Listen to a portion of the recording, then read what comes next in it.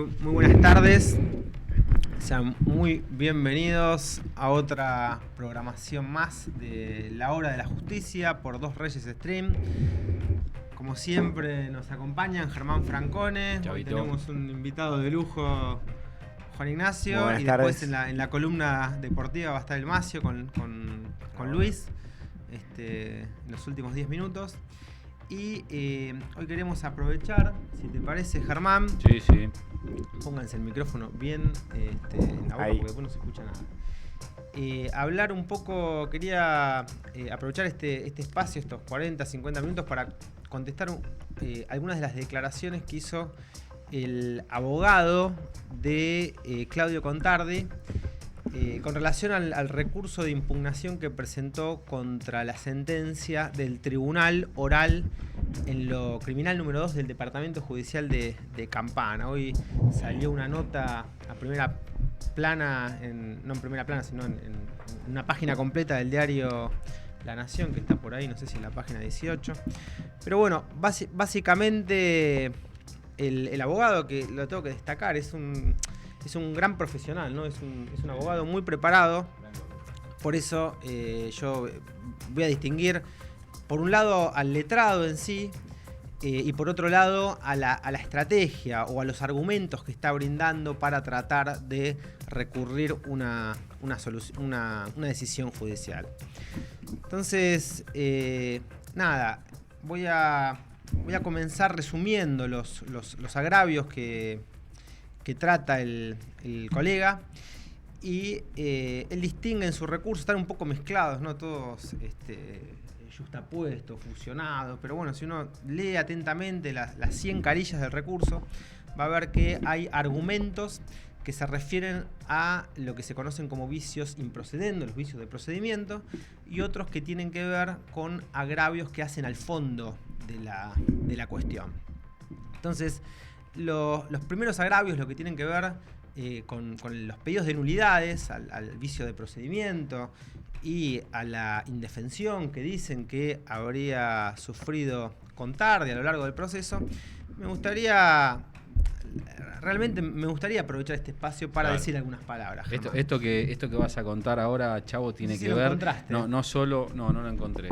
Pero no solo aplica al caso Prandi, sino que aplica a todo sistema impugnativo, toda cuestión de recurso de casación, en lo que sería la generalidad y los extremos que tienen que cumplir cada recurso, ¿no? A ver, primero se circunscribe solamente a Prandi, mirá, ¿no? Acá está.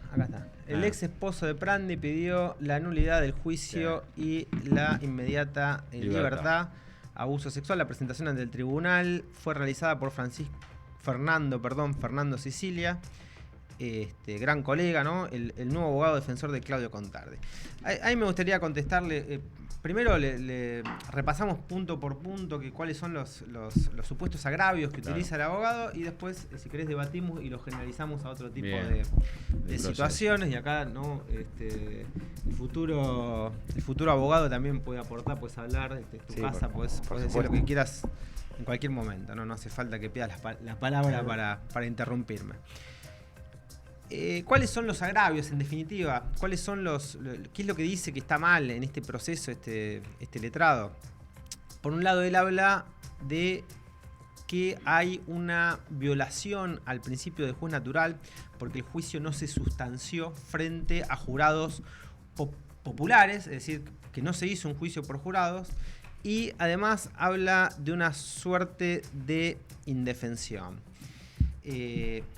La realidad es que el tema del juicio por jurado, ahora voy a volver sobre este punto, pero no sé si vos recordás, Germán. Es un tema más que agotado. Es un tema agotado. El proceso duró, la investigación penal preparatoria duró casi 5 años. Para que la gente lo entienda, el proceso tiene 4 etapas fundamentales que vos ya te las sabes de memoria desde que eras chiquitito.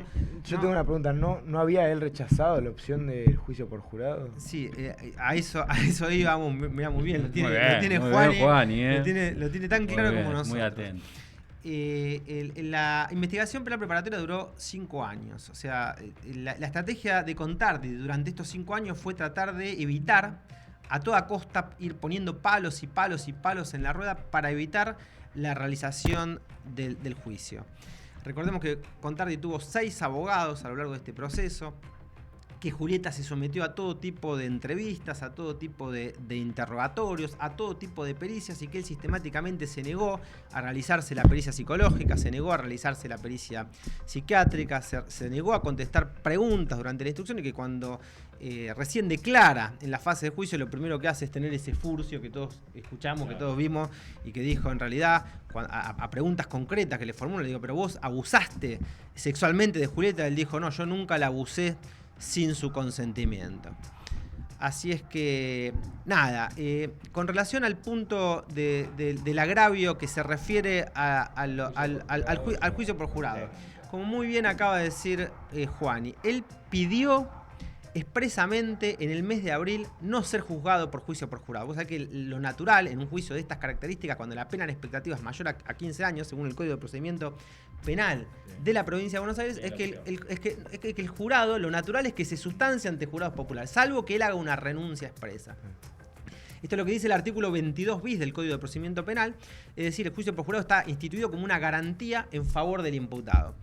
¿Qué pasa? Esta causa se eleva a juicio para ser sustanciada frente a jurados populares, después de 5 años de calvario judicial, después de 5 años de instrucción, y de repente aparece Contardi con un escrito firmado por él y firmado por su defensor, el defensor particular que tenía en ese momento, porque empezó con un defensor oficial, después él puso un defensor de su confianza, y le dicen al tribunal, miren, no queremos ser juzgados por jurados populares, queremos un juicio ordinario frente a un tribunal de jueces letrados. O sea, esta situación que está contemplada en el Código Procesal, él la ejerció. No solamente que la ejerció. O sea, con pleno consentimiento, uso de sus facultades y asistido por un letrado. La ejerció, y hasta te diría casi extemporáneamente, en una fase que era la fase de juicio, porque el momento para decidir ser juzgado por un juicio, o no ser juzgado por un juicio por jurado, era cuando se elevaba la causa a juicio. Bueno, después de eso presenta un escrito fundado pidiendo conjuntamente con su letrado no ser juzgado por juicio por jurado. ¿Qué pasa? Esto se sustanció, es decir, para que la gente que nos está escuchando lo entienda, sustanciarse quiere decir se le corrió vista a la parte, es decir, el tribunal frente a ese pedido que hace Contardi, conjuntamente con su letrado, le corre vista a Julieta, a nosotros que éramos los abogados. ¿Qué decimos nosotros? Nosotros decimos no. Esto que la ley procesal dice que es una garantía para el imputado, tiene que ser también una garantía para la víctima. No puede ser que el juicio por jurado sea solamente una garantía para una de las partes y no para la otra. Tiene que haber igualdad de armas. Si es una garantía para el imputado, también debería ser el juicio por jurado una garantía para la víctima. Nos opusimos, dijimos no. El juicio tiene que sustanciarse ante un tribunal popular, ante jurados populares, ante 12 personas del pueblo, de la nación, y que en nombre del pueblo de la provincia de Buenos Aires juzguen a Contardi. Contardi insiste con que quiere ser juzgado por un tribunal ordinario. Nosotros insistimos con que esto tiene que ser sustanciado frente a un jurado popular, y entonces arranca una suerte de mini juicio. Es decir, esta suerte de contradicción implica como un adelantamiento de un juicio para discutir un tema puntual. ¿Cuál era el tema puntual? Si era juicio por jurado sí o juicio por jurado no. Es decir, la discusión fue un año antes de que empiece el debate, juicio por jurado sí o juicio por jurado no. Contardi diciendo juicio por jurado no, Prandi con sus equipos de abogados liderado por el doctor Fernando Burlando diciendo juicio por jurado sí. E incluso Prandi con sus abogados, con nosotros, ¿no? Sí. Llegando a solicitar que se decrete que el tribunal disponga la inconstitucionalidad del artículo 22 bis. ¿Por qué? Porque en el Código de Procedimiento Penal de la provincia de Buenos Aires, cosa que no sucede en otras provincias del país, esta garantía del juicio por jurado está dispuesta solo en favor del imputado. Entonces nosotros decimos, che, esto es inconstitucional. Esto tiene que ser también una garantía para la víctima. Bueno, después de este mini juicio, entre comillas, contradictorio, después de esta litigación, la bilateralidad, por supuesto, la contradicción, todo, y después se hizo la audiencia preparatoria del juicio, es decir, después hubo inmediación, porque hubo oralidad, porque hubo una audiencia con la presencia del tribunal de las partes. Todas las garantías estaban dadas. ¿Qué resuelve el tribunal? Dice, no, miren, la ley es muy clara, la declaración de la inconstitucionalidad de la norma es la última ratio del orden jurídico, es una cosa excepcional. Nosotros no podemos juzgar las razones de oportunidad, de mérito y de conveniencia que han llevado a los legisladores a sancionar esta norma. tiene razón Contardi. Si él no quiere juicio por jurado, está en su derecho de renunciar al juicio por jurado.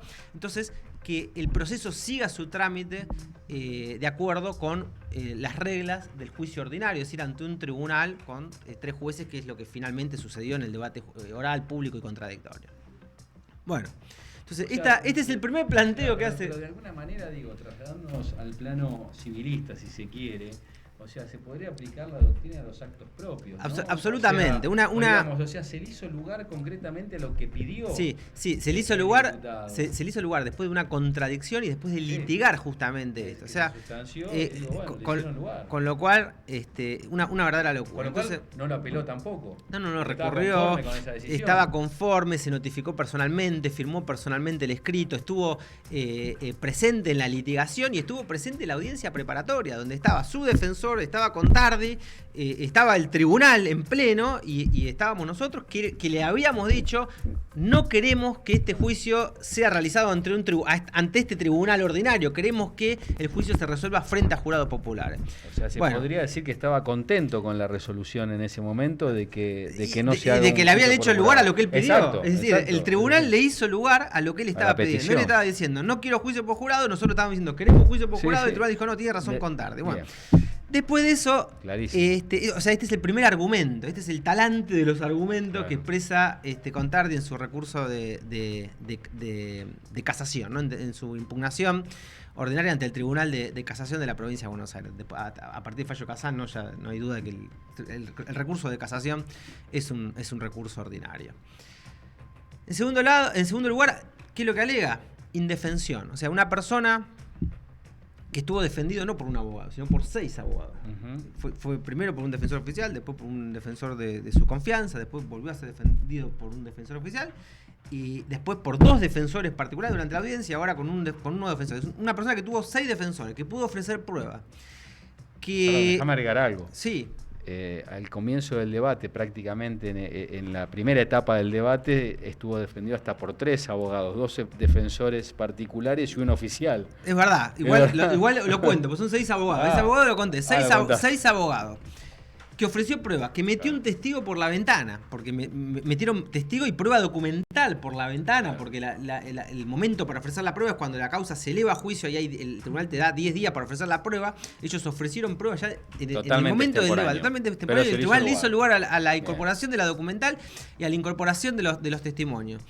Una persona que estuvo defendido por 2 letrados durante el juicio y por otro letrado durante la instrucción, que estuvieron en todas las audiencias, ¿no? Que preguntaron, que interrogaron, que le hicieron preguntas a los peritos, que controlaron toda la prueba de cargo, incluso la de descargo que ofrecieron ellos, aunque terminó siendo prueba de cargo también. Que participaron de los contrainterrogatorios, que tuvieron 5 años para preparar el juicio, porque la instrucción duró 5 años. Que durante la instrucción lograron 2 resoluciones del juzgado de garantía, porque el juez de garantía tuvo que resolver tuvo que correr traslados y resolver 2 veces para poder elevar la causa a juicio, que contra esa decisión interpusieron un recurso de apelación que resolvió la Cámara departamental del Departamento Judicial de Campana, que a su vez contra esa decisión de la Cámara se interpusieron primero un recurso de casación y después se interpuso un habeas corpus contra la sentencia, una cosa de la que después vamos a hablar, pero es decir, una defensa que provocó 2 resoluciones del juzgado de garantía, 2 de la Cámara de Apelaciones, 2 del Tribunal de Casación, sin contar el recurso que ahora está en trámite, ¿no? El último recurso contra la sentencia definitiva, que motivó la intervención de 9 magistrados que revisaron esa elevación a juicio, es decir, el juez de garantía, el fiscal de instrucción, el fiscal ante la Cámara, los 2 jueces de la Cámara que votaron, los 3 jueces de casación, el fiscal de casación, y después el tribunal de juicio, ¿no? Esa persona es la que está diciendo que estuvo indefensa durante este proceso, que estuvo en una situación de indefensión. A ver, una persona que tuvo 6 abogados, me parece que realmente no puede decir que ha sufrido realmente una situación de indefensión. Vos podés estar de acuerdo o no con la estrategia que usa el letrado anterior al que interviene en el juicio antes que vos. Trasladándolo, no sé, para que la gente que nos está escuchando lo entienda. Vos podés jugar un partido de fútbol, no sé, mal. ¿No? Podés ponerlo, después los chicos de la columna deportiva me van a entender mejor. Podés jugar bien, jugar mal, jugar pésimo. Ahora, no podés decir que el partido es nulo porque el director técnico puso de 2 al que tenía que jugar de 4, o de 6 al que tenía que jugar de 8. Es decir, que en definitiva no hubo una indefensión, sino que más bien estuvo mal defendido. No, a ver. No sé si estuvo mal defendido. No sé si estuvo mal defendido. Pero vos podés pensar. O sea, el doctor Sicilia, ¿no? El nombre. Sí. El doctor Sicilia puede considerar que estuvo mal defendido, bien defendido, que la defensa no fue la mejor, que él hubiera ofrecido otro tipo de testimonio. Pero eso no es razón para declarar nulo el juicio. Pero eso no es un fundamento para decir que estuvo indefenso, que no hubo defensión. ¿Cómo no va a haber defensa cuando intervinieron 6 abogados, se recurrieron en todas las instancias, se fueron 2 veces a la Cámara de Apelación, se llegó 2 veces al Tribunal de Casación y todo lo que se hizo lo revisaron 9 magistrados? Entonces, te vuelvo a repetir, la estrategia de los abogados pudo haber sido buena, pudo haber sido mala, pudo haber sido regular, pero lo que de ninguna manera vos podés decir, por lo menos seriamente, es que Contardi estuvo en una situación de indefensión, porque esto realmente sería un absurdo. A mí me da la sensación que la realidad no se trata de indefensión, sino que fue todo parte de una estrategia. Vos bien decís de todos los abogados que lo defendieron a lo largo del proceso. Ahora, me parece que la estrategia aplicada, errónea o no, tiene que ver con el beneficio de la duda, digamos. Contardi, al no someterse a ninguna pericia, quizás lo que él estaba evitando justamente es que salgan a la luz un montón de signos que iban a confirmar una cuestión, un montón de cuestiones que se estaban ventilando en el debate, y que a él convenientemente le servía no someterse a ninguna pericia para de esta manera sembrar la duda y que esa duda lo beneficie a él. Lo que sucede en el caso de Julieta es que la prueba que se ventiló en el expediente a lo largo del procedimiento y en el debate fue tan contundente que ni siquiera ese beneficio de la duda que lo podría asistir, de decir, bueno, no se realizó la pericia, lo pudo beneficiar, digamos. O sea, sí estuvo defendido, y entiendo que la estrategia fue solo dilatar lo máximo posible, no someterse a las pericias, porque la pericia seguramente le iban a ser desfavorables en función a lo que, resultó. Si se hubiera sometido a las pericias hubiera sido un desastre. Vos fíjate, Entonces, Sicilia, dice que no hay pericias, dice. ¿Cómo que no hay pericia? Sí que hay pericia. Hay una pericia realizada por la asesoría pericial, que depende directamente de la Suprema Corte de Justicia de la provincia de Buenos Aires. Hay un dictamen de la Oficina de Asistencia a la Víctima. Hay 4 informes médicos. Hay una historia clínica presentada por el psiquiatra, y además hay 4 declaraciones testimoniales de 3 psicólogos y un profesional en psiquiatría que declaran bajo juramento durante el debate, y además hay 14 testigos de contexto, incluidos, por supuesto, el testigo que aporta la misma defensa que termina declarando a favor de Julieta. Todos coinciden en que, en primer lugar, en que Julieta no miente, en que su relato es coherente, que es un relato consistente, que es un relato completamente verosímil, que no hay ningún indicio de mendacidad en lo que relata Julieta, y los 4 profesionales de la salud, insisto, 3 profesionales en psicología, algunos con especialidad forense, y el psiquiatra que declara bajo juramento en el juicio, todos coinciden en que el relato de Julieta es verosímil y que la testigo es creíble. Es decir, se hace un análisis de credibilidad del testimonio, que es un testimonio consistente, sin fisuras, y además mantenido en el tiempo durante prácticamente 5 años. Aparte, déjame agregarte algo, sí, ¿no?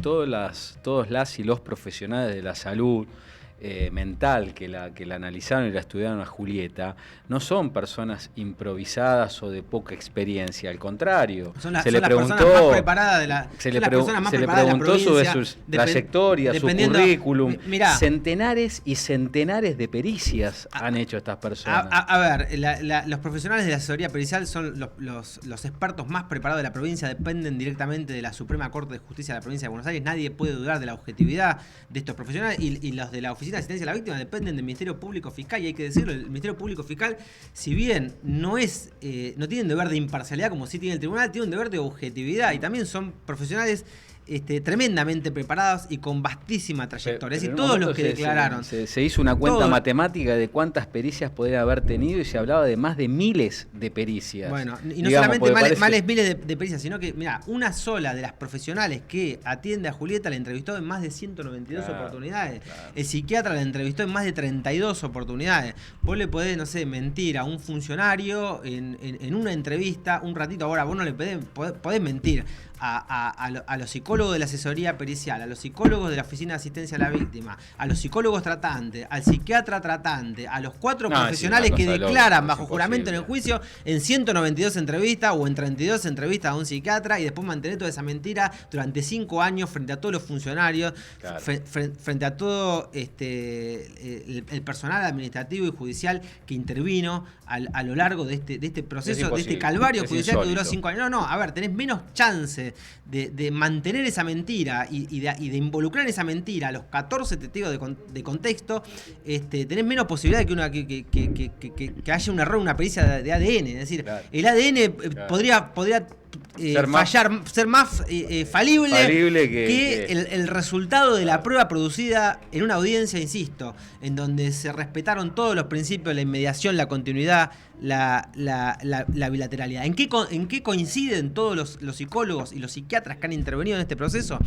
Coinciden en que hay indicadores inequívocos de haber padecido violencia sexual, no solamente violencia sexual, sino violencia sexual intrafamiliar, sostenida en el tiempo y con un daño lacerante en la autoestima de Julieta.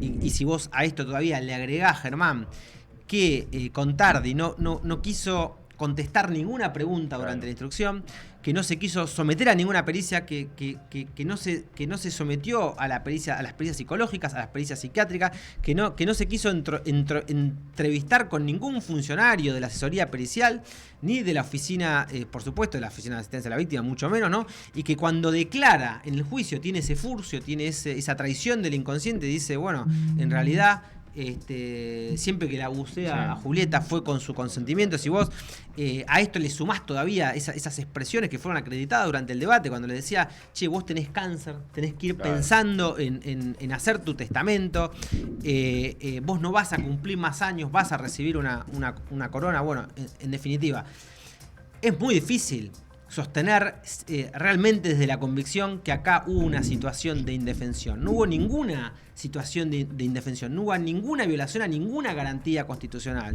Yo te diría que lo que hubo es todo lo contrario. Lo que hubo es el producto o el resultado de un debido proceso legal constitucional en donde se han respetado todos los derechos de Contardi, en donde Contardi pudo disponer y pudo proponer, y de hecho lo hizo porque tuvo seis abogados, todos los letrados que él quiso, todos los letrados de su confianza, defensores oficiales y defensores particulares, en donde articuló prácticamente todos los recursos judiciales habidos y por haber, recursos ordinarios y ahora seguramente también recursos extraordinarios, en donde tuvo casi 6 años para preparar una defensa eficaz, y ahora, frente a esta coyuntura, Contardi pierde el juicio. Bueno, esto hay que decirlo.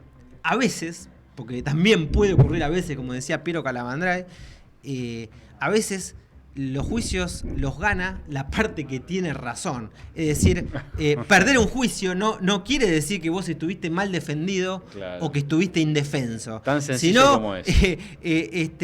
A veces el juicio se pierde porque sos culpable, ¿no? Y a veces, si tenés razón, de hecho, esta debería ser la regla en todos los procesos, que el culpable vaya preso y que el inocente quede en libertad. Ni más ni menos que eso, tan sencillo, ¿no? Lo decía Calamandrei, ¿no?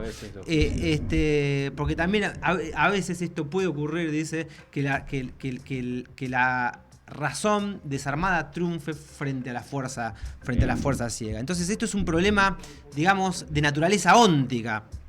Y yo creo que acá es donde se equivoca, por sobre todas las cosas, la defensa de Sicilia. ¿Por qué? Porque el proceso tiene que servir básicamente para que la sentencia sea justa. Creo que estoy citando de memoria, me puedo llegar a equivocar, Ángel Osorio el que decía ¿Qué hipocresía es esa de andar buscando en la ley soluciones que son contrarias a las que nos dicta nuestro convencimiento? Lo decía Soler también, no hagamos decir a la ley lo que la ley no dice, ¿no? Mirá, si el proceso no sirve para traducir la justicia en realidad concreta, para administrar, como decía Carneluti, el pan de la justicia entre los ciudadanos, entonces directamente todo lo que hacemos, todo lo que estudiamos, la carrera de abogacía que vas a seguir, los libros que tenemos en casa, la doctrina, la jurisprudencia, realmente ni siquiera nuestros tribunales servirían para nada, pero me da la sensación de que el tema primordial en un Estado de Derecho que se digne de ser tal es la preclusión de los actos jurisdiccionales.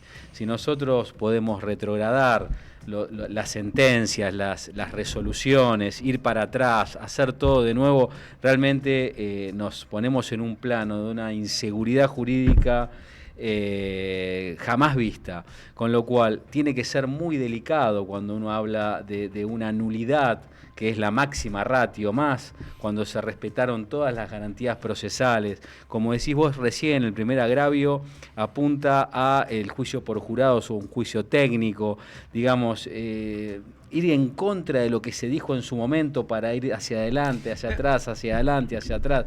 No tiene parangón, no tiene medida, o sea, no puede tener lugar nunca un agravio de ese nivel. Mira, yo creo, Germán, realmente que los abogados de Contardi no pueden estar creyendo de verdad no quiero llamarlas pavadas, ¿no? Los agravios de los que se agarran para sostener con alfileres este recurso.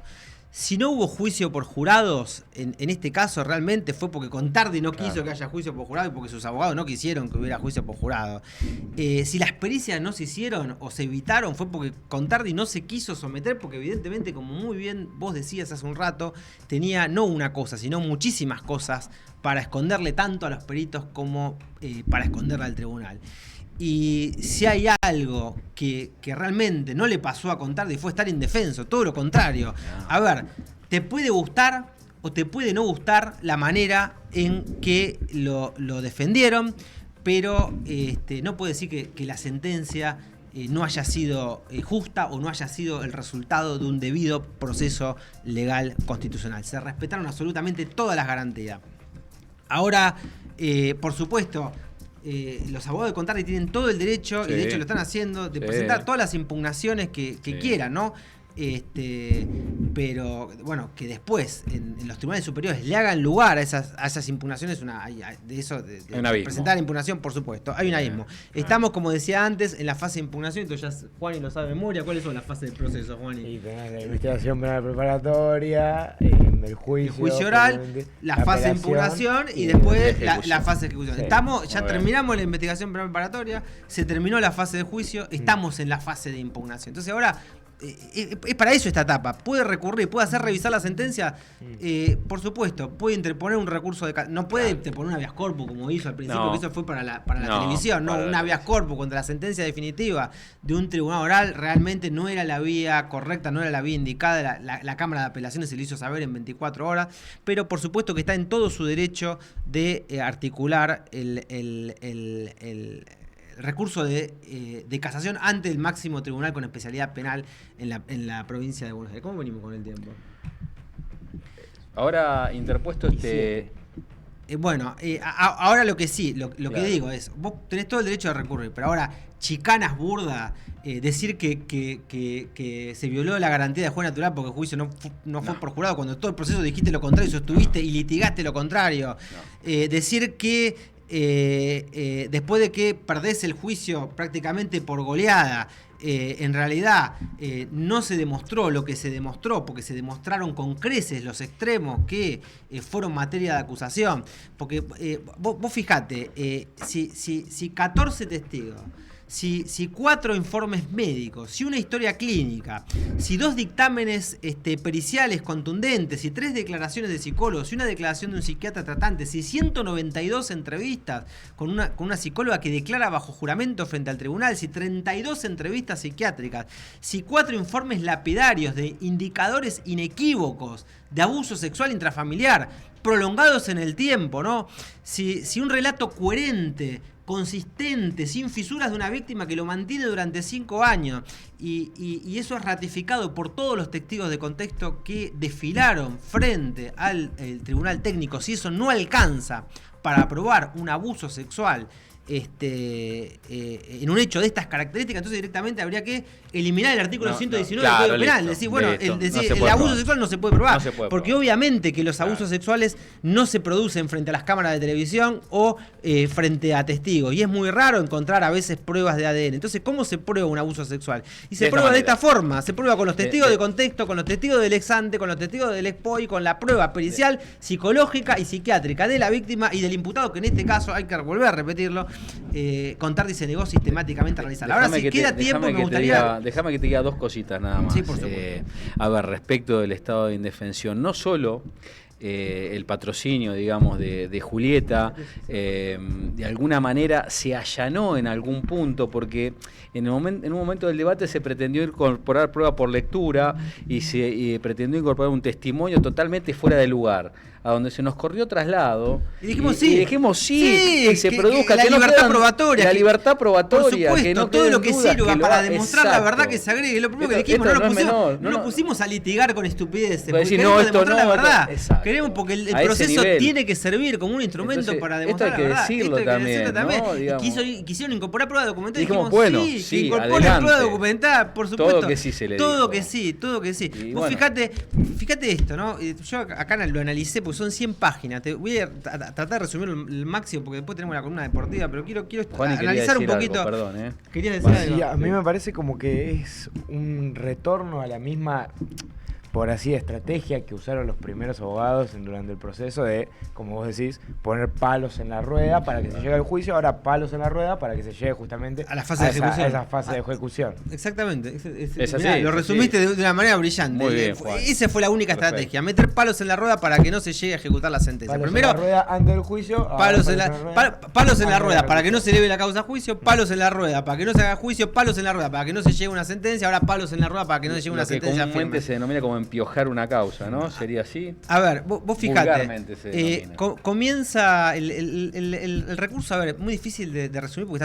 están todos los argumentos mezclados, pero bueno, estos son de esta solidez los argumentos, ¿no? Que el juicio no fue por jurado, que Contardi estuvo indefenso, ¿no? Que tiene 100 páginas. Y en un momento hasta incluso el defensor llega a decir, no, la sentencia tiene pocas páginas y mi recurso tiene más páginas que la sentencia, como si fuera el argumento para quitarle precio. Claro, como si, no sé, que si pusiéramos una guía Filcar de un lado y pesara más que un recurso, entonces hay que hacerle lugar a lo que dice la guía telefónica. Comienza con una cita de Inocente, de un libro que se llama El gato y la caja. Es decir, yo en 28 años de función judicial y 5 de abogado, o sea, en 33 años de carrera judicial, vi muchas veces, o sea, me pasé las 2/3 partes de mi vida leyendo recursos. Ahora, leyendo recursos y leyendo fallo. Ahora, nunca vi un escrito judicial que comience de una manera tan poco jurídica. No digo profesional, porque evidentemente...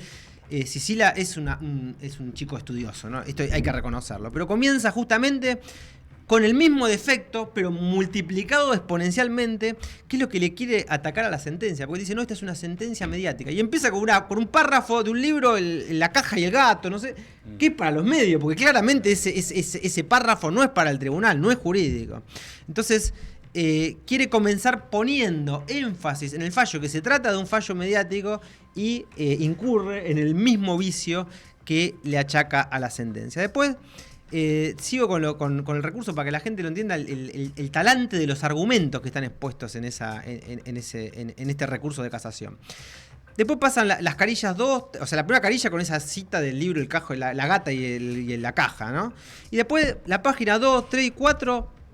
citando jurisprudencia extranjera de la Corte Interamericana, explicando que deben concederle el recurso porque es admisible cuando le alcanzaba con un renglón. Obvio que el recurso es admisible, que se tiene que admitir un recurso de casación contra una sentencia que condena a un imputado a 19 años. Lo único que le faltó decir es lo que tenía que decir, que expresamente está contemplado en la ley. Es decir, el recurso, o sea, tenía que poner, el recurso es admisible porque así lo dispone el artículo 448 del Código de Procedimiento Penal. Punto, se terminó. No, tuvo 4 páginas, así se llegan a las 100 páginas, ¿no? 4 páginas o 5 citando citando jurisprudencia, diciendo que el fallo Casal, el fallo Herrera Ulloa de la Corte Interamericana, que la doble instancia, pero una cosa que nadie le iba a discutir, o sea, a nadie se le pudiera ocurrir, ni siquiera cruzar por la cabeza, que no se debe admitir un recurso contra una sentencia condenatoria de esta cantidad de años. Pero después sigue, a partir de la página 6, o sea, hasta la página 6, primero la cita del gato y la caja, y después que el recurso es admisible. Y a partir de la página 6 empieza a copiar los párrafos de la sentencia. Y se limita a decir esto, lo que resolvió el tribunal es arbitrario. No explica por qué es arbitrario, sino que dogmáticamente dice, no, el fallo es arbitrario. Y cita, copia y pega los párrafos de la juez de primera instancia. Después, y esto también lo tengo que recalcar, porque a partir de la página 9 empieza a hacer toda una disquisición, como va a plantear nulidades, empieza a hacer toda una disquisición. Casi 10 páginas le dedica a esto, entre la diferencia que existe entre las nulidades absolutas y relativas. Claro. Incluso cita autores, cita a Alsina, que es un autor procesalista del siglo pasado, y cita al juez Sergio Torre, que es un gran magistrado de la Suprema Corte de Justicia de la provincia de Buenos Aires. Pero vos sabés, Germán, vos sos civilista, no tenés por qué saberlo, pero yo le voy a decir. La distinción entre nulidades absolutas y relativas en la provincia de Buenos Aires hace 30 años que no existe. Es decir, la jurisprudencia y la doctrina que citan durante 10 páginas el recurso de Sicilia traza 30 años de doctrina procesal penal en la provincia de Buenos Aires. Y la cita que hace del juez del máximo tribunal penal de la provincia, del juez Torre, del año 93, es decir, la reforma en la provincia de Buenos Aires fue el año 98. Claro. Y aparte se refiere a otro código, no se refiere a la ley 11.922, se refiere al Código Procesal Penal de la Nación, porque cuando el juez Torres hace ese artículo que él cita, era juez federal, con lo cual yo no me atrevería a decir que Sicilia no conoce el Código de Procedimiento Penal de la provincia y no sabe que esa distinción entre nulidades absolutas y relativas ya no existe más en la provincia de Buenos Aires. Yo diría que es un artilugio más para llenar páginas, para poder llegar a las 100 páginas del recurso y después decir, che, mi recurso tiene más páginas que la sentencia, claro, ¿no? Porque hay 10 páginas dedicadas a una disquisición que literalmente atrasan 30 años de doctrina procesal penal en la provincia. ¿Qué es lo que dice después? Nada, páginas 11, de la página 11 hasta la 19... habla el tema del juicio por jurado, diciendo claro, sí. Después dice 2021 sigue, que fue por año la renuncia al juicio por jurado y que faltó la audiencia de ratificación hasta la página 30. Es decir, de la página 10 hasta la 30, 20 páginas de recursos, ya estamos en la página 30, todo hablando del juicio por jurado, que insistimos, fue algo que se litigó, que se sustanció, que se debatió, que se hizo un minujuicio para resolver eso y que se le dio la razón a Contardi. Vos fíjate, hasta ahí llegamos ya, agotamos las 2/3 partes del recurso. Estamos en la página 30. A partir de la página 31, dice, Contardi no tuvo tiempo suficiente para la preparación del juicio. Cambió 6 veces de abogado. Es decir, tuvo defensor oficial, defensor particular, defensor oficial, 2 defensores particulares y ahora tiene a Sicilia, ¿no? Y los abogados particulares, los últimos que intervinieron antes de hacerse cargo del juicio, porque el tribunal le dijo, ustedes no pueden ahora hacerse cargo de la defensa porque no conocen el expediente. Y dice, no, nosotros conocemos perfectamente el expediente y hay que decirlo. Claro. No me acuerdo el nombre, capaz vos te lo acordás. No. Era el defensor que tenía el hijo en la querella que habían iniciado contra Julieta, que yo en un canal de televisión le dije, usted está usando esta querella por falsa denuncia contra Julieta, que ahora terminó sobreseída por sentencia firme de la Justicia Nacional. Usted está usando esta querella para defender al padre de Contardi en este juicio por abuso sexual. Y yo, no, yo no tengo nada que ver. No sé. Y después aparece en el juicio y dice, conozco de memoria, a pie juntilla, todo el contenido de este proceso, y por eso el tribunal le permite permanecer, le permite permanecer en el debate como defensor durante el juicio. Y ahí es cuando apartan, pese a que nosotros dijimos que no se vaya el defensor oficial, porque sabíamos que venía este pedido de nulidad, dijimos que el defensor oficial se quede en el juicio, porque sabíamos que después iba a venir el pedido de nulidad y que vino. Y ahora están diciendo estuvo indefenso porque los abogados no tuvieron tiempo para preparar el juicio. Cuando estaban todos los testigos citados, cuando uno sabe, el que hace juicios orales, toda la logística que se necesita para llevar adelante un juicio de estas características. Vos hacés esta cuenta nada más. Hacés esta cuenta vos, que ahí con la calculadora. En Argentina hay 128.000 abogados. Imagínense la persona que nos está escuchando si nosotros le diéramos nada más que 3 días a cada uno de los abogados que hay en el país para preparar la defensa cada vez que Contardi hubiera querido cambiar de abogado, porque cambió 6 veces. Imagínate si el jugador le tenía que dar cada vez 3 días y después 3 días de vuelta y después 3 días de vuelta y después 3 días de vuelta y así. Cada vez que se va a empezar el juicio, vuelve a cambiar de abogado y el tribunal tuviera que hacerle lugar a ese pedido absurdo. Una suerte de interrupción del inicio, eterno, ¿no? Ni siquiera suspensión. No empezaría el juicio ni en el año 7000. O sea, sería imposible empezar nunca el juicio. Te vuelvo a repetir, tenemos 128.000 abogados. Entonces, ¿y qué había que darle, según se dice? 30 días para preparar el juicio. Entonces, ¿cuántas veces puede cambiar un imputado de abogado? Cuando es claramente que lo está haciendo como una estrategia para dilatar y evitar el comienzo del juicio. Entonces, desde el año 2021, que sabían qué era lo que le estábamos imputando. Después, otra de las cosas que dicen, ¿no?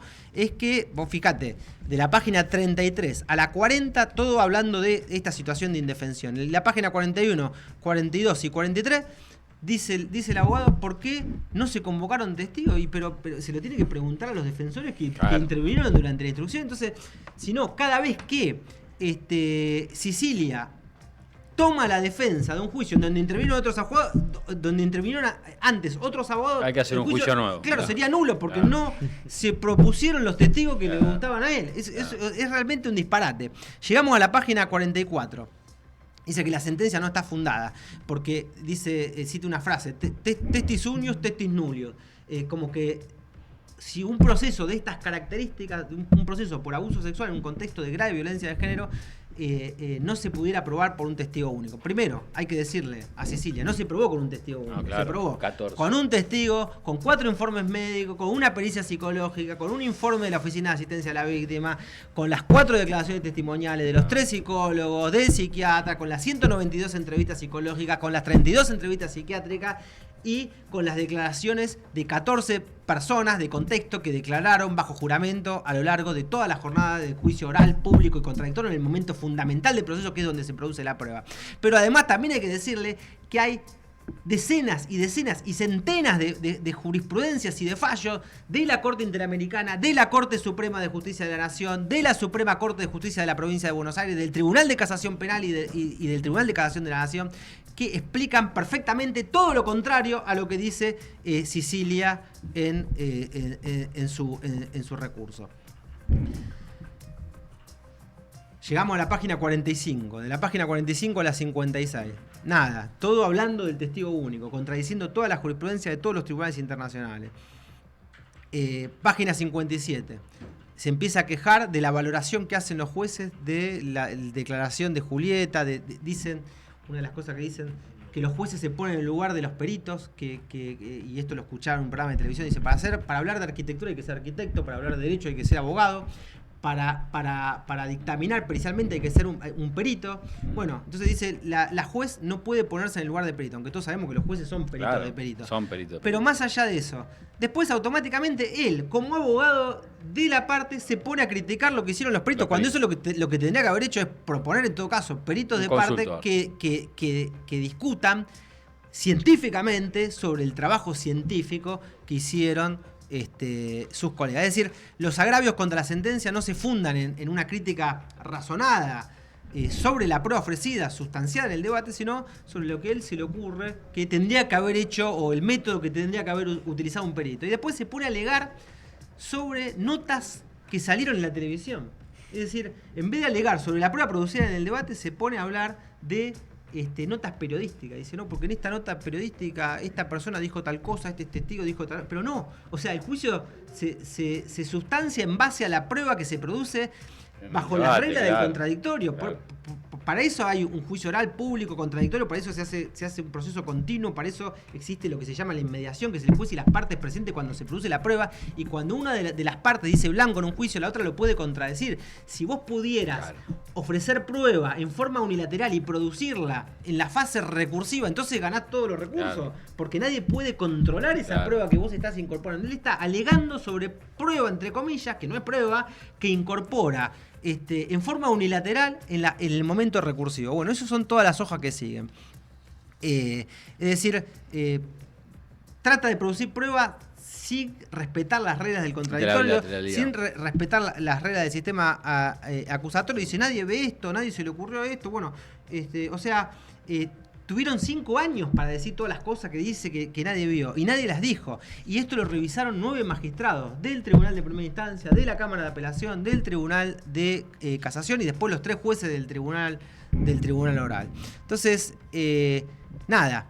¿Por qué no se dijo esto antes, durante los 5 años que duró el proceso, durante los 1800 días que tuvo, durante las 4, o sea, tuvieron 43.200 horas para decir todas las cosas que ahora vienen a decir a 10 días de haber sido condenados en un juicio oral? Con lo cual, nada,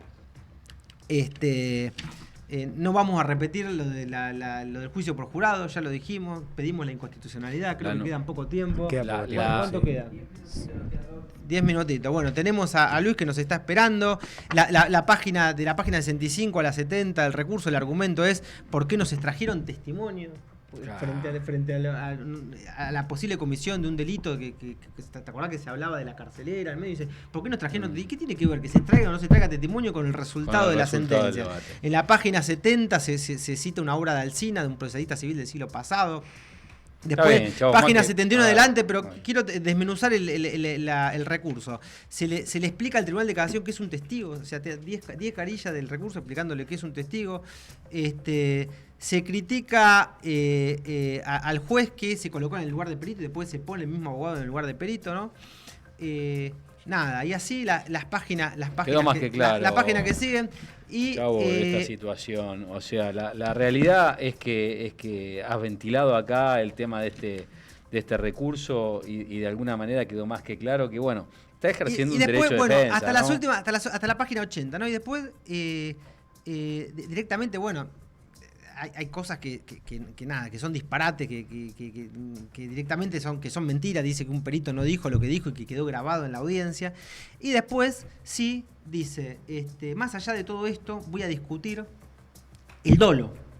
¿Qué es el dolo? Para que la gente nos entienda. El dolo es conocimiento y voluntad realizadora del tipo objetivo. O sea, si los abogados de Contarte llegan a decir en un momento que lo que van a discutir en realidad es que no fue probado el dolo, lo que están diciendo, para que la gente lo entienda en sentido coloquial, es que el aspecto objetivo sí quedó probado. Es decir, sería como decir, los abusos ocurrieron, pero Contardi no sabía que la estaba abusando. Es decir, la abusó sexualmente, pero sin intención, sin conocimiento y voluntad de estarla abusando. Y después discute la calificación legal, como hizo el abogado defensor en el momento de la audiencia, que dijo, bueno, en realidad esto fue un delito continuado, no fueron tantos hechos de abuso sexual, había dicho el defensor que actuó. Claro, entonces la escala penal tendría que ser un poco más chica. Después dice que no se pudo controlar a los profesionales, que atendieron a Julieta, otro disparate, ¿no? Y critica el monto de la pena, dice que la compara con una pena de muerte. Y lo último que agrega, porque están los argumentos mezclados, es que no se determinaron los periodos temporales en que se realizaron las imputaciones. Yo no le voy a decir que no solamente que sí se revisaron los periodos temporales, sino que esto también se discutió y se litigó. Hubo 2 resoluciones del juez de garantía, intervinieron los 3 jueces de la Cámara de Apelación y intervinieron los 3 jueces del Tribunal de Casación, y después lo volvió a revisar el Tribunal Oral en lo criminal. Es decir, 3 más 3 son 9, más el juez son 10 magistrados revisaron esto, claro, y ya lo resolvieron. Y ahora lo vuelve a plantear el letrado en el recurso. Y después ofrece prueba, como si se pudiera ofrecer prueba durante la fase recursiva, porque dice, hay hechos nuevos. No, esto no es un hecho nuevo. No, el hecho, o sea, un hecho nuevo es el que se produce con posterioridad al dictado de la sentencia y entre la articulación del recurso. ¿Cuál es el hecho nuevo que está alegando? Esto es una locura, plantear una nulidad, y esto ya es un error desde el punto de vista dogmático procesal. No es un hecho nuevo. Un hecho nuevo es algo que ocurre con posterioridad, que antes no había existido, que no se tenía conocimiento y que ocurre con posterioridad al dictado de la sentencia. Es decir, toda esa prueba que ofrece ya la podía haber ofrecido con anterioridad al momento de cuando se elevó la causa a juicio, en los 10 días que vos tenías para ofrecer prueba, incluso en la audiencia del artículo 338. Y hay un dato que me llama mucho la atención y que sí me parece un error desde el punto de vista técnico, ya que se están analizando los errores que tuvo el fallo. Yo tengo que decirlo, el recurso no hace reserva federal. Vos sabés que según la doctrina Estrada, Di Maggio y Cristau, si vos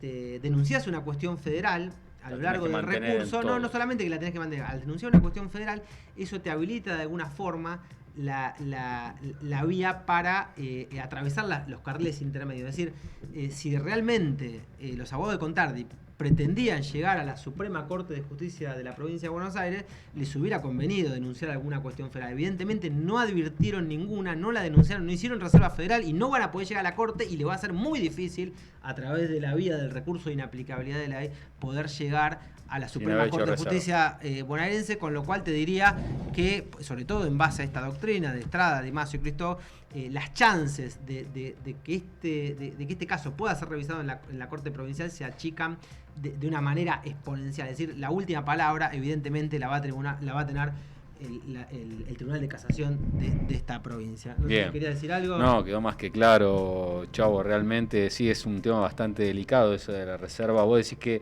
este expediente de ninguna manera va a poder llegar a la Corte de Nación, decís. No, la Corte de Nación seguro que no, porque no se hicieron la reserva, pero ni siquiera, o sea, que se le va a hacer mucho más difícil poder llegar a la Corte de Provincia, porque según esta jurisprudencia, que es es una pacífica, una jurisprudencia pacífica y es dominante de manera absoluta, lo que hace es, de alguna forma, te exime de ciertos recaudos formales para vos poder llegar a, y que tiene que ver con el fallo, también con el fallo Levina, que se nombraba de la Corte de Nación, se eximen los requisitos formales para vos poder atravesar el máximo tribunal de la provincia, porque lo que dice la Corte básicamente en esta jurisprudencia es que los casos que son aptos para ser resueltos por la Corte Federal no pueden ser eximidos de su análisis por los tribunales intermedios. Claro. Entonces, de esta forma vos te garantizás que necesariamente tenga que pasar por la Suprema Corte Provincial. Claro. Al no haber denunciada ninguna cuestión federal, es imposible que la Corte pueda revisar esta decisión, y también va a ser muy, pero muy difícil que lo revise la Suprema Corte. Por lo que prácticamente ya sería esta su última instancia de apelación. Y de apelación, entre comillas, sería la última instancia de impugnación. Sí. Muy bien. Vamos, entonces, terminamos con la parte curiosa, con la parte aburrida, y pasamos a la columna deportiva. Quedan 5 minutitos, perdón. Lo tenemos al Macio y lo tenemos a la Gorda, que estaba escuchando. Luis, les dejamos todo el control a ustedes dos. ¿Qué tal? ¿Se escucha bien? Perfecto. Perfecto, Luis. Perfecto. Bueno, hay que sintetizar todo, así que vamos rapidísimo. En la liga alemana, que es donde tenemos menos jugadores, una buena y una mala, ganó el Borussia Dortmund de Aaron Anselmino y está en zona de Champions, pero la mala es que empató el Bayer Leverkusen. Claro, se fue el técnico y ya es otra cosa. Completamente, es un cambio completamente después de que se fue Xabi Alonso. Claro, pero se fue Xabi Alonso, pero empató de visitante. Uno puede decir no fue tan malo, pero sí, ganaba 3-1 con un hombre de más, faltando 15 le hacen un gol y sobre la hora le empatan. Así que tenía todo para ganarlo, Luis, verdaderamente tenía todo para ganarlo. Sí. Después vamos a otra donde tenemos pocos argentinos, la Primeira Liga, la Liga Portuguesa. El Porto de Alan Varela de visitante bajó al último campeón, al Lisboa, quedó como único puntero, pero potencialmente el Benfica de Otamendi, de Barrenechea y de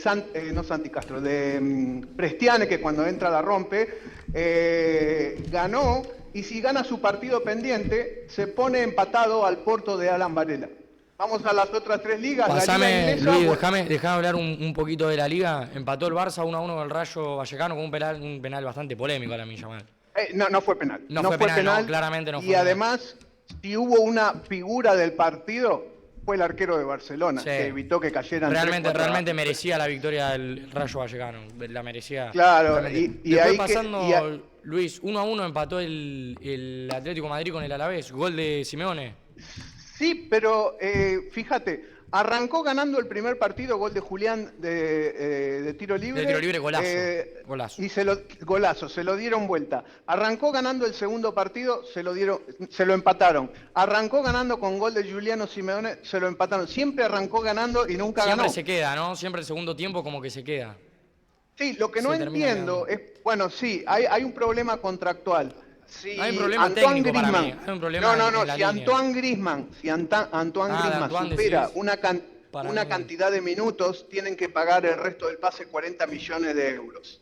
Y no los quiere pagar, por eso mete a Griezmann faltando 20 siempre. Porque si atacara con Simeone, Griezmann y Almada y Julián de punta, creo que no lo para nadie. Sí, no lo para nadie. Realmente no puede meter a Griezmann. mal el ataque el Cholo, lo está armando mal las últimas fechas. Claro, porque no puede meter a Griezmann todo el partido y tiene que meter a Julián por un costado y mandar de punta a Zorlo. Y Zorlo, muchos pueden decir, sí, hace un gol cada 40 minutos. Hace un gol cada 40 minutos, pero erra 20 por cada uno que hace. Sí, después Luis, acá en Argentina empataron Huracán y San Lorenzo, 0-0 el clásico, ¿salió? ¿Lo viste? ¿Lo estuviste viendo? Sí, lo vi. Aburrido. Y me quedan muchas dudas la jugada del penal. Me quedan muchas dudas la jugada del penal. No sé si y después estaba adelantado. La de Tisera era él contra Orlando Gil, Era el mano a mano. Sí, era mano a mano. Sí. Era el mano a mano, pero lo desaprovechó. ¿Para vos hay offside de Ceruti en la jugada del penal? Si hay, es milimétrico. Sí, no lo veo mucho, no lo veo muy claro. Yo quiero aportar un bocado. Escúchame, ¿el Dibu quedó blindado en la selección o no? Sí, el Dibu, pasando un poco al tema del Dibu, no se va al Manchester United y se queda en Aston Villa porque no se terminó dando. O sea, se terminó dando entre el jugador y el club, pero entre clubes no se pusieron de acuerdo. Entre clubes no se pusieron de acuerdo, exacto. Y fíjate que no atajó los primeros 3 partidos y empató, perdió y perdió. Sí, no solo perdió, lo cagaron a gol. Tiene que estar en el arco. Sí, tiene que estar en el arco. Pero dicen que ahora vuelve de la doble fecha FIFA y es titular. Bueno, Luis, ganó River y ganó Boca. Boca le ganó 2-0 al Aldo Civi y River le ganó 2-0 a San Martín de San Juan con un golazo de Salas. Lo de River muy bien, porque además no solo ganó, sino que superó la seguidilla de partidos. ¿Qué es esa vista, gordo? ¿Qué tenemos detrás? ¿Queen de vuelta? Queen de vuelta, sí, no pude salir. La bicicleta del vecino. Ponete en el medio, así. Correnos para la... Ahí está. Un poquito más. A ver, más para ese lado. No te caigas, No. Mirá lo que hay en la baranda del balcón. Eso para que no se apoyen los pájaros. ¿Será Nueva York de verdad? Sí, desde que pusimos eso no hay ni una paloma. ¿Eso es Nueva York, gordo, o nos está chamullando? Parece. Es barato. Mira, a la izquierda. Es un barato, Luis. Ahí está el Triboro Bridge. La matanza. El Triboro Bridge que se llama Triboro porque une 3 boros. Ese es el puente de Castelar, gordo. Che, Luis, vos no estarás en Buenos Aires, ¿no? ¿Cómo nos chamulla el gordo? Nuestro corresponsal en Nueva York me parece que. Sí, pero está acá. No hay que dejar de tocar el tema en la liga inglesa. El Liverpool de McAllister bajó al Arsenal y quedó como único puntero. El Chelsea ganó, hubo gol de Enzo de penal, quedó segundo. El Arsenal tercero y cuarto, pese a que perdió el Tottenham, quedó cuarto entrando en zona de Champions. Y fíjate vos que por fin ganó el United. Si bien perdió el Nottingham Forest, también tiene 4 puntos, están a 2 puntos de zona de copas. Y el Bournemouth de Soler y Senesi ganó y está con los mismos puntos de zona de copas, pero no entra por ahora por diferencia de goles. Gordo, nos quedan 2 minutos, un minuto. Está bien parado, Luis. Bueno, escuchá, Luis, ¿nos prometés para la próxima una vista del Central Park, por lo menos, de Quinta Avenida, algo? Pero me tengo que ir hasta Manhattan. Para el Central Park me tengo que tomar el subte e ir hasta Manhattan. Bueno, aunque sea el puente de Brooklyn. Luis. Ok, no, desde un parque en el río. Luis, lo último que vamos a decir. Boca ganó 2-0 con Aldo Civi, pero no arranca, No arranca, dos pelotas para. La otra vuelta fue con un gol en contra del arquero.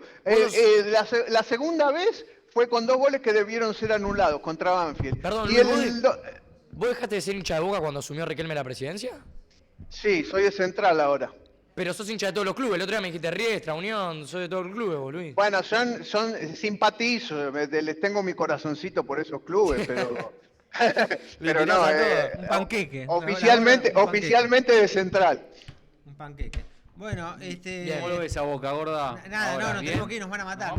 No, Boca el año que viene, desciende. Boca realmente no. Morón el año que viene en primera. Al final recibo apuestas, recibo apuestas a Fox. Le voy a Morón. Morón Boca el año que viene le voy a Morón. Si venís a Morón vas a venir a Dos Reyes, vas a venir a Barraca. Escuchamos una cosa. Hacemos esto, hacemos una cosa. Le prometemos que el próximo miércoles le dejamos 20 minutos para que hable la gorda de fútbol, y hoy terminamos el programa para que no nos maten los chicos de Dos Reyes. Un fuerte aplauso para la gorda, para toda la producción, para el Macio, para todos los coequippers, y esto fue La Hora de la Justicia. Muchas gracias. Saludos.